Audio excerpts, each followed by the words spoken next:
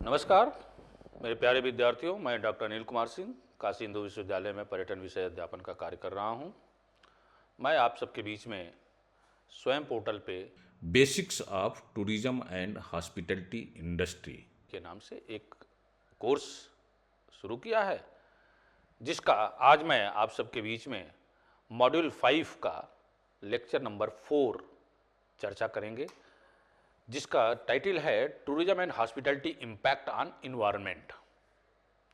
Tourism और hospitality industry का environment पे यानी कि वातावरण पे क्या प्रभाव पड़ता है, उसके बारे में चर्चा करेंगे।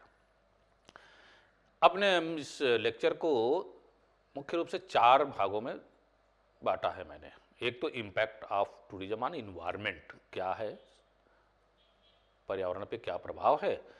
दूसरा, पॉजिटिव और निगेटिव इम्पैक्ट को अलग अलग कैटेगराइज करके हम बात करेंगे। तीसरी जो बात करेंगे वो कैसे overcoming the negative environmental impact of tourism, जो पर्यटन का नकारात्मक पर्यावरणीय प्रभाव है उस पर काबू कैसे पाया जा सके, उससे कैसे हम निपट सकें, इस पर चर्चा करते हैं। तो शुरू करते हैं हम लोग पर्यटन पर पर्यावरण का प्रभाव। टूरिज्म जो है एक्टिविटी है अपने घर से दूसरे स्थान पे जाके, जहाँ पे घर नहीं है। और ऐसी परिस्थिति में जब व्यक्ति बाहर जाता है तो अपने साथ बहुत सारी सुविधाएं लेके यात्रा करता है, चाहता है कि कुछ खाने की चीज़ें ले लें, कपड़े लेके जाएं, बहुत सारी चीज़ें लेके जाता है। और टूरिज्म की डिफरेंट डिफरेंट एक्टिविटी भी होती है। उस एक्टिविटी में भी वो अपने को कोशिश करता है कि हम टूरिज्म के एक्टिविटी में इन्वॉल्व होके और अधिक से अधिक पर्यटन का लाभ लें।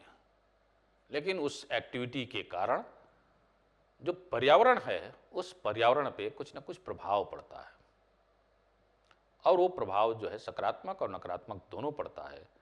उसी की चर्चा हम लोग करेंगे यहाँ पे। पर्यटन के कारण जो प्राकृतिक दृश्य है, प्रकृति है, उस प्रकृति को से अलग होकर पर्यटन की परिकल्पना ही हम नहीं कर सकते हैं। मतलब नेचर को हम इग्नोर ही नहीं कर सकते हैं, और चाहे जो भी एक्टिविटी करें वो इस नेचर में, इस प्रकृति में हमारी उस एक्टिविटी का क्रिया की प्रतिक्रिया होती है। अब उसको मिनिमाइज कैसे करेंगे इस पे हम बात करेंगे, कम कैसे करेंगे, और उसका जो सकारात्मक प्रभाव क्या है उस दिशा में बात करेंगे। तो ये जो इन्वायरमेंटल इम्पैक्ट है, इसको इस फिगर से हम समझ सकते हैं कि बायोडाइवर्सिटी एंड इकोसिस्टम पे, लैंड डिग्रेडेशन एंड डिफॉरेस्टेशन पे प्रभाव पड़ता है, water scarcity and pollution, air and noise pollution, cultural and social impact. इसके अलावा बहुत सारे एस्पेक्ट हैं। ये तो मैंने एक छोटा सा आपको फिगर दिया जिससे कि मौलिक रूप से आप समझ सकें कि क्या क्या है इसका प्रभाव। तो इम्पैक्ट ऑफ टूरिज्म ऑन जो इन्वायरमेंट है, जो बायोडाइवर्सिटी एंड इकोसिस्टम के डिस्क्रप्शन पे है, उसमें व्यवधान डालता है। पारिस्थितिक तंत्र और जैव विविधता पर प्रभाव पर्यटन से जुड़े सबसे महत्वपूर्ण पर्यावरणीय मुद्दों से है। पर्यटन स्थल और पारिस्थितिकी महत्व के स्थान अक्सर प्रतिच्छेद करते हैं। होटल, रिजॉर्ट और बुनियादी ढांचे का विकास में स्थानीय पारिस्थितिक तंत्र के क्षरण, विखंडन और नुकसान का परिणाम स्वरूप होने की क्षमता है। इसका जो प्रभाव पड़ता है दूसरा जो है वो लैंड डिग्रेडेशन एंड डिफॉरेस्टेशन, मतलब भूमि क्षरण और वनों की कटाई। अब पर्यटन के इंफ्रास्ट्रक्चर डेवलपमेंट के लिए हम अनेकों प्रकार से भूमि की कटाई करते हैं, और उस भूमि की कटाई के फलस्वरूप हमको दिखाई पड़ता है कि पर्यावरण की क्षति पहुंचती है। सड़क बनाना है तो पेड़ काटना पड़ेगा, और उस पेड़ काटने का नकारात्मक प्रभाव पड़ेगा ही वातावरण पे। अभी पहाड़ों पर्वतीय क्षेत्रों में देखिए टनल बनाए जा रहे हैं। अब उस टनल बनाए जाने के कारण, रोड बनाए जाने के कारण अनेक पर्वतों का समाप्ति भी हो जा रही है। उसमें टनल के कारण जो है पहाड़ों पे किस तरीके से त्रासदी, मतलब वो नुकसान भी हुआ है, उसका नकारात्मक प्रभाव भी हुआ है। पहाड़ कमजोर होते हैं, हालांकि अभी टेक्नोलॉजी अच्छी आ गई है अब और अच्छे तरीके से बन रहे हैं। पहले तो इसकी परिकल्पना ही नहीं थी। अभी पहाड़ी पर्वतीय क्षेत्रों में इंफ्रास्ट्रक्चर के सेक्टर में बड़ा काम हुआ है, और सस्टेनेबल तरीके से डेवलप करने की बात हुई है, लेकिन उसमें हम कितना खरे उतरते हैं उस पर डिपेंडेंसी है। वाटर सिक्योरिटी एंड पॉल्यूशन, जल की कमी और प्रदूषण होता है। अब जब टूरिस्ट का फ्लो बढ़ेगा किसी एक सेक्टर पे, एक एरिया पे, तो वहाँ पे जल की डिमांड, पानी तो मौलिक आवश्यकता है, मूलभूत आवश्यकता है, तो पानी की आवश्यकता पड़ेगी और पानी की आवश्यकता की पूर्ति के लिए वहाँ पे उसके वहाँ के जो लोकल वाटर बॉडीज हैं वहाँ से वाटर लिफ्ट करके दिया जाएगा या ग्राउंड वाटर को यूज किया जाएगा, जिससे वहाँ के वाटर का जो कमी है वो धीरे धीरे बढ़ती जाती है। पानी की कमी बढ़ेगी और उसके कारण भी प्रदूषण बढ़ता जाता है। एयर एंड नॉइज पोल्यूशन बढ़ता है, डिफरेंट टाइप का मोड ऑफ ट्रांसपोर्ट यूज कर रहे हैं, एयरलाइंस की इतनी संख्या बढ़ गई कि एयर पॉल्यूशन में भी वृद्धि हो रही है। हालांकि एयरलाइंस में अच्छे क्वालिटी के फ्यूल यूज होते हैं, फिर भी एयर ट्रैफिक खूब बढ़ी है। और केवल एयरलाइन के कारण एयर पॉल्यूशन नहीं होता, जो सरफेस ट्रांसपोर्टेशन है उसको भी एयर पॉल्यूशन में बड़ी भूमिका होती है उसकी। मोटर गाड़ियां हैं, बसें हैं, कार हैं। हालांकि अब गवर्नमेंट ने जो है इसको मिनिमाइज करने के लिए ईवी व्हीकल जो है पूरी दुनिया में बहुत तेजी के साथ बढ़ रहा है, तो उसके कारण जो है हम प्रदूषण को कम कर पाएंगे। लेकिन एयर और नॉइज पोल्यूशन अभी जो है एक इसका महत्वपूर्ण इम्पैक्ट है एनवायरनमेंट के ऊपर। कल्चरल एंड सोशल इम्पैक्ट भी है, सांस्कृतिक और सामाजिक प्रभाव। जब नॉइज होगा तो लोग जो है इरिटेट होने लगते हैं, पॉल्यूशन के कारण हेल्थ पे प्रभाव पड़ता है, इसलिए परिवार दुखी होता है, समाज दुखी होता है, ओवरऑल जो है उसका जो है नकारात्मक प्रभाव पड़ने लगता है। पर्यटन की एक क्रिया, उसके कारण जो है नॉइज पॉल्यूशन हुआ, उस नॉइज के कारण जो वहाँ के स्थानीय जनता के स्ट्रेस फील होता है, उस स्ट्रेस के कारण बहुत सारी बीमारियाँ आती हैं, उस बीमारियाँ से परिवार दुखी होता है, उनकी दवाओं में पैसे खर्च होने लगते हैं। तो ये नुकसान है, टूरिज्म के कारण नुकसान है और फायदा भी है। तो जब फायदा की बात करते हैं तो हम उसका positive impact on tourism environment पे हम बात करेंगे। क्या सकारात्मक प्रभाव क्या है पर्यावरण पे? पर्यटन जब स्थायी रूप से प्रबंधित किया जाता है तो पर्यावरण पर कई सकारात्मक प्रभाव पड़ते हैं। कंजर्वेशन फंडिंग मतलब संरक्षण निधि, पर्यटन से प्राप्त राजस्व को उपयोग जो है, जो टूरिज्म के डेवलपमेंट के कारण जो गवर्नमेंट की अर्निंग होती है, वहां से वो प्रोटेक्शन एंड कंजर्वेशन पे एक्सपेंडिचर गवर्नमेंट करती है। पर्यावरण को संरक्षित करने पे उसकी भूमिका होती है। उसके बाद डोनेशन एंड स्पॉन्सरशिप, दान और प्रयोजन। पर्यटक और संगठन अक्सर संरक्षण प्रयासों के लिए दान करते हैं, निवास स्थान बहाली और प्रजातियों का संरक्षण जैसी गतिविधियां शामिल करते हैं। इसमें एंट्रेंस फी लेते हैं, प्रवेश शुल्क लेते हैं, बहुत सारी नेचुरल साइट्स पे एंट्रेंस शुल्क है, वाइल्ड लाइफ सेंचुरीज है, नेशनल पार्क्स हैं, वहाँ पे एंट्रेंस फी लेते हैं, और गाड़ियों की पार्किंग करने के लिए भाई ठीक है दूर, और उस एंट्रेंस फी से वहाँ पे प्रोटेक्शन और डेवलपमेंट का काम करते हैं जो इको फ्रेंडली हो, सस्टेनेबल मैनर में हो। बायोडाइवर्सिटी का प्रिजर्वेशन होता है टूरिज्म के कारण। पर्यटन अद्वितीय परिस्थिति तथा प्रजातियों के संरक्षण को प्रोत्साहित कर सकता है, क्योंकि यात्री अक्सर प्राचीन वातावरण को महत्व देते हैं। इसके कारण जो है हम देखते हैं कि वित्तीय सहायता, फाइनेंशियल सपोर्ट, इको टूरिज्म से प्राप्त राजस्व, मतलब जो इको फ्रेंडली टूरिज्म है, इको टूरिज्म साइट्स हैं, वहाँ पे एंट्री फी वगैरह लिए जाते हैं, वहाँ पे जो है सेलेक्टेड या स्पेशल परमिट दी जाती है विजिट करने के लिए। उस डेस्टिनेशन पे जो अर्निंग आती है, उस परमिट का जो से अर्निंग होती है, वहाँ पे उस डेस्टिनेशन का प्रोटेक्शन मैनेजमेंट होता है। अवेयरनेस एंड एजुकेशन, जागरूकता और शिक्षा, ये जो है इसके कारण बढ़ती है टूरिज्म के कारण। समाज के प्रति जब किसी भी इको डेस्टिनेशन पे, इको टूरिज्म डेस्टिनेशन पे जाते हैं, तो वहाँ पे जो वहाँ की जो लोकल जनता है उसको, उसके अंदर जागरूकता बढ़ना, समाज के अंदर जो है अवेयरनेस आती है, और उसके कारण जो इको टूरिज्म साइट से जो अर्निंग होती है वहाँ से उसको प्रोटेक्शन के काम में लगाना, कम्युनिटी का इन्वॉल्वमेंट होता है इससे, जो भी नेचुरल साइट्स हैं उस नेचुरल साइट्स पे जनरली जो नेचुरल साइट पे तो कम्युनिटी के इन्वॉल्वमेंट के बिना टूरिज्म किया ही नहीं जाता है। अभी पहलगांव हो या चंदनवाड़ी हो कश्मीर का, तो वहाँ पे जो भी व्यक्ति अपनी गाड़ी से जाए, वहाँ जाने के बाद local they can not move by their own car.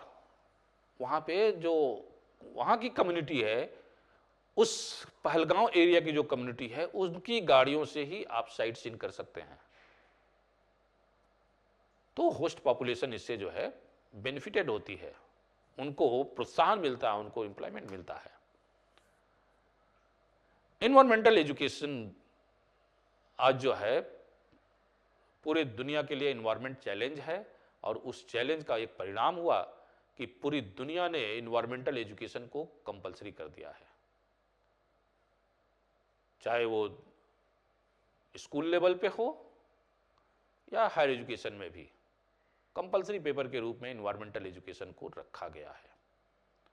और सभी इस एनवायरमेंटल एजुकेशन जैसे इको टूर्स, गाइडेड टूर होता है, इको टूर जैसे focus on the teaching visitor about the local ecosystem, wild life and conservation efforts. Interactive workshop, अभी हमारा जो टूरिज्म एंड हॉस्पिटलिटी कांग्रेस है उसका हम लोगों ने मनाली में एक अटल टनल के उस पार जाकर ओपन एरिया में एक कॉन्फ्रेंस का सेशन किया था। तो वहाँ जो उसके लिए हम माइक नहीं चाहिए, साउंड सिस्टम नहीं चाहिए, बस जो फैसिलिटी है बैठने के लिए वहीं पे हम अपने तरीके से उसको टूरिज्म का सस्टेनेबिलिटी को मेंटेन करते हुए हम टूरिज्म का प्रमोशन की बात किए, कैसे होना चाहिए वो कॉन्फ्रेंस कर सकते हैं। उसके लिए केवल एसी कमरे ही नहीं चाहिए। Educational signage, information display in park, reserves and tourist attraction that highlighted environmental challenges and solutions। जितने भी नेचुरल साइट्स हैं, पार्क हैं, नेशनल पार्क्स हैं, वाइल्ड लाइफ सेंचुरीज है, वहाँ पे जो है बोर्ड लगा के इंफॉर्मेशन डिस्प्ले किया जाता है कि क्या करणीय है, क्या करणीय है, क्या कर सकते हैं, क्या नहीं कर सकते हैं। तो ये एक महत्वपूर्ण काम है। Digital resource, app, video, online guided and provide information to how tourist can minimise their environmental impact. Tourist site पे पहुंचने पे वहाँ पे बहुत सारे साइट होते हैं जहाँ पे वहाँ पे लोकल ऐप डाउनलोड कराते हैं कि आप इससे जो है यहाँ पे देख लीजिए क्या क्या चीज़ें हैं, और फिर वो इन फ्यूचर अगर वो ऐप आपके मोबाइल में है तो आप समझ सकते हो कि क्या क्या टूरिज्म के इन्वायरमेंट के प्रोटेक्शन के लिए क्या स्टेप हमको उठाने चाहिए। उससे एक लर्निंग मिलती है और वो पॉजिटिवली टूरिज्म का जो जर्नी थी टूरिज्म की, लेकिन वो इन्वायरमेंट को लौट के आने के बाद में रिटर्न बैक टू होम भी टूरिस्ट जो है उस इको फ्रेंडली इन्वायरमेंट को कंटिन्यूटी बनाए रखने में उसकी भूमिका होती है कि नहीं, हम वातावरण को नुकसान नहीं पहुंचा सकते, हम पर्यावरण को क्षति नहीं पहुंचा सकते हैं। रेस्टोरेशन प्रोजेक्ट, बहाली परियोजना जैसे पर्यटन पुनर्वनीकरण, आवासीय बहाली जैसे पहले समर्थन कर सकता है, जैसे क्षतिग्रस्त पारिस्थितिक तंत्र की मरम्मत में मदद मिलती है। पर्यटन के माध्यम से परियोजनाएं मानव गतिविधियों में प्रभावित पारिस्थितिक तंत्र और समुदायों के मरम्मत का पुनरुद्धार पर ध्यान केंद्रित रहता है। यहाँ कुछ मतलब उसका जो उदाहरण है कि जैसे वनों की कटाई की पहल, प्रवाल वित्ती की बहाली, आर्द्र भूमि पुनर्वास, सांस्कृतिक विरासत संरक्षण, वन्य जीव संरक्षण, सांस्कृतिक संरक्षण, सामुदायिक सशक्तिकरण और संसाधन की दक्षता। वनों की कटाई करनी है तो कैसे, क्या उसकी आवश्यकता है, उस पर ऐसे नहीं कि हम उसको जो है डिस्ट्रॉय कर सकते हैं ना। गवर्नमेंट ने स्लोगन चलाया, वृक्षरोपण कार्य महान, एक वृक्ष 10 पुत्र समान। मतलब उस इन्वायरमेंट को प्रोटेक्ट करने, अब जो वृक्ष है वो 10 पुत्र के समान, ऐसी परिकल्पना ऐसा मानते हैं भारतीय संस्कृति में, और जगह जगह उसके बैनर लगा के उसके पोस्टर लगा के रखना, लोगों को अवेयर करना। तो कटाई को, वनों की कटाई को कम करना। वहाँ जो कोरल रीफ है उस कोरल रीफ को प्रोटेक्ट करना, उसकी आवश्यकता के अनुसार ही उसकी उपयोगिता करना। ये सब ध्यान देकर पर्यावरण के पॉजिटिव इफेक्ट को हम समझ सकते हैं। Sustainable development, tourism major in tools for the sustainable development. Tourism की एक्टिविटी सस्टेनेबल है ही है। जब टूरिस्ट को निकलता है तभी उसको जो है डूज एंड डोंट्स का ध्यान रखना है। मतलब आपको बाहर जाना है तो पर्यावरण को क्षति पहुंचाए बिना यात्रा करनी है। पर्यावरण को क्षति पहुंचा के यात्रा करना ये हानिकारक होता है, इसलिए सस्टेनेबल टूरिज्म की बात होती है। धारणीय क्षमता, हम ओवर क्राउडिंग को ध्यान में रखेंगे, कैरिंग कैपेसिटी डेस्टिनेशन पे क्या है उसका ध्यान में रखेंगे और तब टूरिज्म का प्रमोट करते हैं। बहुत सारे डेस्टिनेशन पे कैरिंग कैपेसिटी को ध्यान में रखते हुए, ओवर क्राउडिंग को ध्यान में रखते हुए बैरियर लगा दिए जाते हैं। काउंटिंग होती है कि इन वन डे कितने टूरिस्ट इस रूट से वहां जा सकते हैं। अगर नंबर ऑफ टूरिस्ट ज़्यादा है तो wait for the next day, तो दूसरे दिन का इंतजार करिए। इसमें इन्वायरमेंटल प्रोटेक्शन है सस्टेनेबल डेवलपमेंट में। पर्यावरण का संरक्षण एक महत्वपूर्ण कार्य है। जब टूरिज्म की डेवलपमेंट की बात करते हैं तो टूरिज्म को सस्टेनेबल मैनर में, इंफ्रास्ट्रक्चर के सेक्टर में अगर हम भी बात करते हैं तो इंफ्रास्ट्रक्चर भी हमारा सस्टेनेबल तरीके से ही डेवलप होगा। हम सड़क बनाने के लिए पेड़ काटेंगे तो पेड़ लगाएंगे भी उससे कई गुना। इकोनॉमिक ग्रोथ, जो आर्थिक विकास होता है, पर्यटन के कारण जो रोजगार की संभावनाएं उत्पन्न होती हैं और उससे जो इनकम होती है और उस इनकम से जो सरकार का राजस्व बढ़ता है, उस राजस्व को सरकार पुनः उस डेस्टिनेशन के डेवलपमेंट में लगाती है। राजस्व का विकास होता है इससे। टूरिज्म के कारण जो है कंजर्वेशन, फंडिंग एंड अवेयरनेस, संरक्षण निधि और जागरूकता बढ़ती है। प्रोटेक्शन एंड कंजर्वेशन तो टूरिज्म के कारण बढ़ता ही है।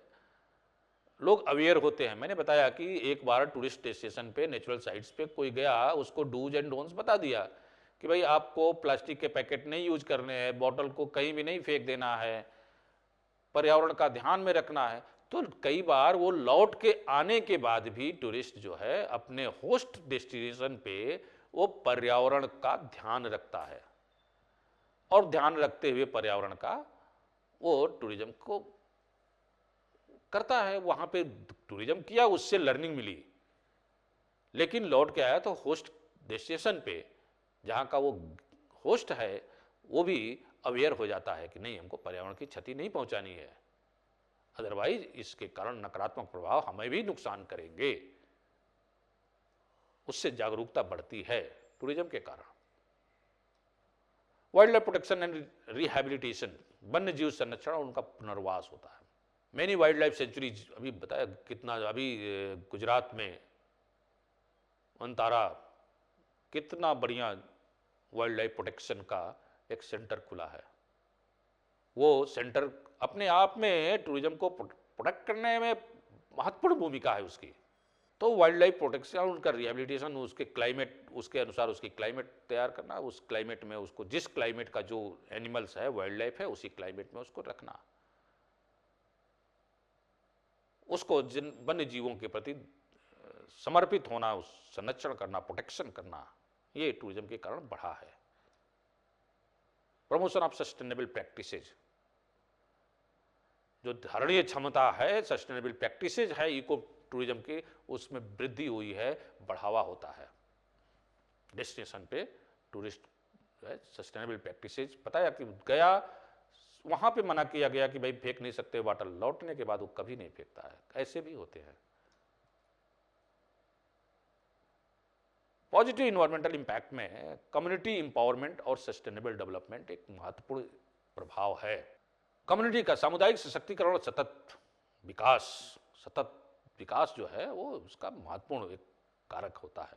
कल्चरल एप्रिसिएशन एंड प्रिजर्वेशन, जो संस्कृति का एप्रिसिएशन है, प्रिजर्वेशन है, उससे भी इन्वायरमेंटल टूरिज्म को प्रभाव पड़ता है, इन्वायरमेंट पे प्रभाव पड़ता है, पॉजिटिव प्रभाव पड़ता है। पर्यटन संस्कृतियों के संरक्षण और प्रशंसा को प्रोत्साहित कर सकता है। स्थानीय आबादी के साथ सांस्कृतिक जुड़ाव अक्सर आगंतुकों में कई संस्कृतियों और जीवन के तरीकों को अधिक गहन प्रशंसा और समझ को बढ़ावा देता है। या जो ऐतिहासिक और सांस्कृतिक स्थलों की सुरक्षा के साथ साथ उनकी सांस्कृतिक विरासत को बनाए रखने में भी स्थानीय आबादी मतलब होस्ट पॉपुलेशन के हित और कर्तव्य की भावना को बढ़ाता है। होस्ट पॉपुलेशन को लगता है कि ये जो डेस्टिनेशन है ये जब बना रहेगा तभी टूरिस्ट आएगा, तभी हमारे लिए जो है इंफ्रास्ट्रक्चर डेवलप होगा यहाँ पे, तभी हमारे लिए रोजगार की संभावनाएं खुलेंगी।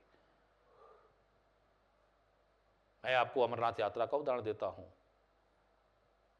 आई have asked to the host population की टेररिज्म, तो कहते हैं कि ये टेररिज्म जो है होस्ट पॉपुलेशन नहीं चाहती, उसके लिए कुछ गिने चुने लोग हैं जो उसको डिस्टर्ब करना चाहते हैं, और वो ये भी नहीं चाहते कि होस्ट पॉपुलेशन को इससे कमाई हो और वो कमा के उससे जो है अपना जीविकोपार्जन करें, वो डिपेंडेंसी उनके ऊपर बनी रहे, उनके ऊपर डिमांड के लिए वो हाथ फैलाएं।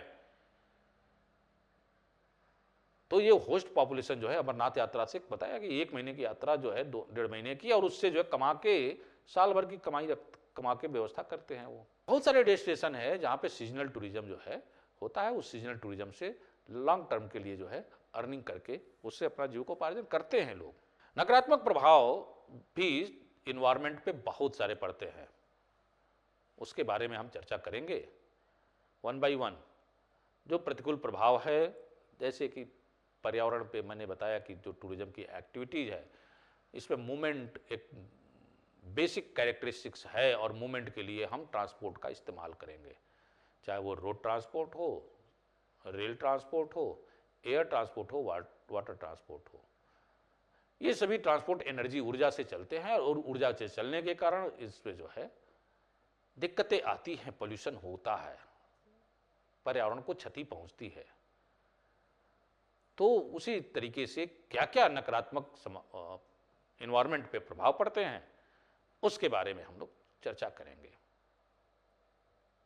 जैसे कि पर्यटन के प्रतिकूल पर्यावरणीय प्रभाव का जब निर्विवाद रूप से दुनिया भर में आर्थिक विस्तार को प्रोत्साहित करता है, सांस्कृतिक आदान प्रदान की सुविधा प्रदान करता है, इसकी समृद्धि के परिणाम स्वरूप हानिकारक परिस्थिति परिणाम भी हुए हैं, जिसमें जैव विविधता जो है महत्वपूर्ण है, पारिस्थितिक तंत्र, जल संसाधन, वायु गुणवत्ता और संस्कृति के लिए महत्वपूर्ण खतरे शामिल हैं। ये कुछ नकारात्मक प्रभाव हैं जिनको वन बाय वन हम वर्णन करेंगे आपसे, जैसे हैबिटेट डिस्क्रप्शन एंड बायोडाइवर्सिटी लॉस। तो व्यवधान और जैव विविधता का नुकसान जो है पर्यावरण का भी बहुत ज़्यादा है। अक्सर पर्यावरणीय रूप से नाजुक क्षेत्र पर्यटन का केंद्र होते हैं।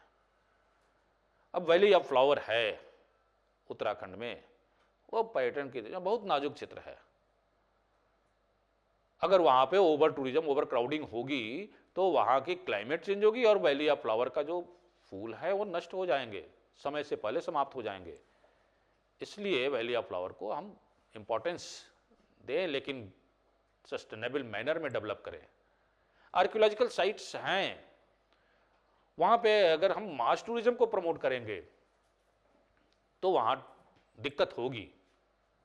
इसलिए बहुत सारे डेस्टिनेशन को ध्यान में रख के इसको करना है। Land use changes in deforestation, भूमि उपयोग परिवर्तन और वनों की कटाई एक महत्वपूर्ण कारण है इसका पर्यावरण को क्षति पहुंचाने में। वाटर सिक्योरिटी एंड पॉल्यूशंस, जल की कमी और प्रदूषण जो है, ये भी कई बार चर्चा किया मैंने कि पर्यटन के कारण जो है जो टूरिस्ट का जो फ्लो बढ़ता है, तो किसी पर्टिकुलर जगह पे वहाँ पे टूरिस्ट ज़्यादा जाएगा तो वहाँ पे पानी का ही इस्तेमाल करता है, पानी तो मौलिक आवश्यकता है, तो ज़्यादा टूरिस्ट जाएगा तो ज़्यादा जल में प्रदूषण, जल की कमी ज़्यादा होगी और उसके कारण होस्ट पॉपुलेशन अफेक्टेड होती है। अगर किसी नेचुरल साइट्स पे जाते हैं तो उस नेचुरल साइट्स पे भी दिक्कतें होती हैं ओवर क्राउडिंग के कारण, तो जल की कमी के कारण बड़ा प्रदूषण के सेक्टर में बड़ा दिक्कतें आती हैं। एयर एंड नॉइज पॉल्यूशन, वायु और ध्वनि प्रदूषण, यातायात के जो हमारे विभिन्न प्रकार के साधन हैं उन साधनों के प्रयोग से जो है एयर पॉल्यूशन होता है। उस एयर पॉल्यूशन से हम वहाँ के लोगों का हेल्थ पे असर पड़ता है। हेल्थ पे असर पड़ने से स्ट्रेस, एंजाइटी, के शिकार होते हैं। तो ये दिक्कतें बढ़ती हैं, उसको हम आगे बात चर्चा करेंगे कि हेल्थ टूरिज्म पे क्या इसका असर है। तो ये दिक्कतें पर्यटक को परेशान करती हैं, होस्ट पॉपुलेशन को परेशान करती है। तो ये एयर और नॉइज पॉल्यूशन को मिनिमाइज करना चाहिए, कम करना चाहिए, उसके चांसेस बनाने चाहिए।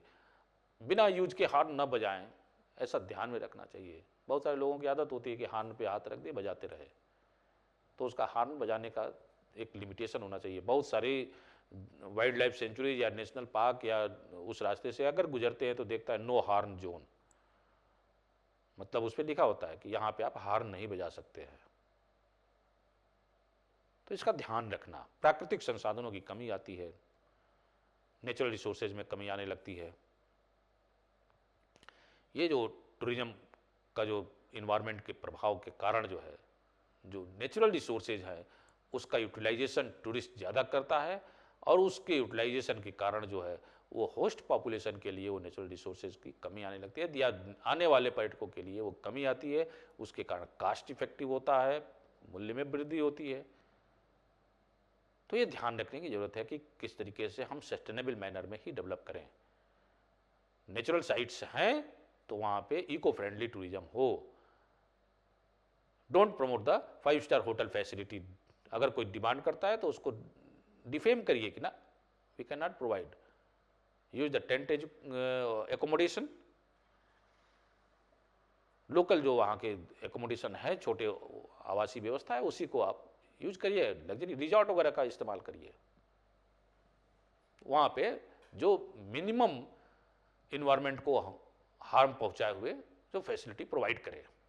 पॉल्यूशन में देखते हैं कि प्रदूषणकारी पदार्थ होते हैं, जैसे एयर पॉल्यूशन की बात हुई, वाटर पॉल्यूशन में, जल प्रदूषण में भी बहुत कारण होते हैं।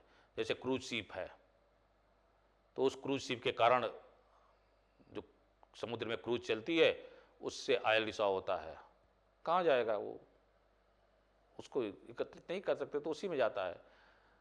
तो उससे वहाँ पे जो उसके क्रूज के चलने से जो आवाज़ आती है, जो टकराने से जो वहाँ की जो मरीन जो समुद्र के जीव हैं उनके ऊपर जो है नकारात्मक प्रभाव पड़ता है। तो ये ध्यान में रखने की ज़रूरत है कि वाटर पॉल्यूशन को कम किया जाए। भूमि प्रदूषण जो है, सॉइल जो है खराब होती है, मिट्टी खराब होती है। पर्यटन के कारण जो है, जो यात्रा करते हैं लोग, ये किसी एक विशेष स्थान पे ज़्यादा अगर लोग पहुँचने लगे, गार्बेज एकत्रित होने लगा तो वहाँ उसकी मिट्टी खराब होने लगती है। पर्वतीय क्षेत्रों की मैं आपको बता दूँ, उदाहरण के तौर पे मैं बता रहा हूँ कि हिमालय के बहुत सारे सेक्टर ऐसे हैं जहाँ पे गार्बेज का इतना भंडार एकत्रित है कि उसको साफ करना कठिन है, नहीं किया जा सकता। तो ऐसे जैसे ही नेचुरल साइट पे जाएं, वहाँ पे प्लास्टिक की चीज़ों का बैन करना चाहिए, नहीं लेके जाना चाहिए। ध्वनि प्रदूषण से वहाँ की वाइल्ड लाइफ प्रभावित होती है।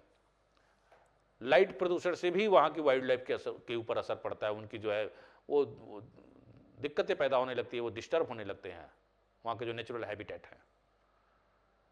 पेड़ पौधों पे असर पड़ता है, तो इसको ठीक करने की आवश्यकता होती है। हैबिटेट डिस्क्रप्शन होता है, इससे इरोजन एंड लैंडस्केप डिग्रेडेशन होता है। इससे पर्यावरण के जो नकारात्मक प्रभाव हैं, आवास में गड़बड़ी होती है। अत्यधिक मछली पकड़ने से जो है ओवर फिशिंग डिमांड हुई तो ओवर फिशिंग करने लगते हैं लोग। ओवर फिशिंग करने से जो है मछलियाँ कम होने लगती हैं। तो उसको भी सस्टेनेबल तरीके से फिशिंग का काम करें। प्राकृतिक सुंदरता का नुकसान होता है, जो नेचुरल ब्यूटी है वो धीरे धीरे जो है डिग्रेड होने लगती है, खराब होने लगती है, उसके नुकसान होता है। पर्यटन के नकारात्मक जो पर्यावरणीय प्रभाव है उसको काबू पाने के लिए कुछ टिप्स हैं, उसको ध्यान में रखने की आवश्यकता है। जैसे कि promote sustainable tourism. Sustainable tourism को बढ़ावा देने में महत्वपूर्ण भूमिका अदा करनी चाहिए। पर्यटकों को एजुकेट करना चाहिए, शिक्षित करना चाहिए, और कैरिंग कैपेसिटी डेस्टिनेशन पे ध्यान रखना चाहिए। आगंतुकों की जो संख्या है उसको जो है ध्यान रखना कि डेस्टिनेशन की कैरिंग कैपेसिटी क्या है, उसके अनुसार टूरिस्ट का फ्लो, फुटफॉल बढ़ाना, घटाना। स्थानीय जो लोकल कम्युनिटी है उसका जो है हेल्प ले, उनके साथ जो है मिलकर काम करें। और एडॉप्ट द ग्रीन सर्टिफिकेशन, हरित प्रमाण पत्र अपनाना। बहुत सारे होटल जो है जीरो गार्बेज पे काम कर रहे हैं, मतलब उनके यहाँ गार्बेज निकलता ही नहीं है, जो भी चीज़ें यूज होती है वहीं पे इस्तेमाल हो जाती हैं। तो जीरो गार्बेज पे काम करने के लिए उनको प्रेरित करना, उसका सर्टिफिकेशन कराना, वेस्ट मैनेजमेंट का जो है व्यवस्था रखना, वहाँ पे प्रोटेक्ट नेचुरल हैबिटेट, प्राकृतिक आवासों की रक्षा करना, जैसे ट्री हाउस वगैरह है, उस तरह की चीज़ों को प्रमोट करना, उनको प्रोटेक्शन करना। ये आज के लिए कुछ पर्यावरण के सेक्टर में हमने जो है नकारात्मक प्रभाव देखें। आप सबने बड़े ध्यानपूर्वक इसको सुना, नकारात्मक प्रभाव के और उसके प्रभाव से कैसे मुक्ति पा सकते हैं, इस पे हमने ध्यान दिया। आप सबका बहुत बहुत आभार, बहुत बहुत धन्यवाद। नमस्कार, जय हिंद।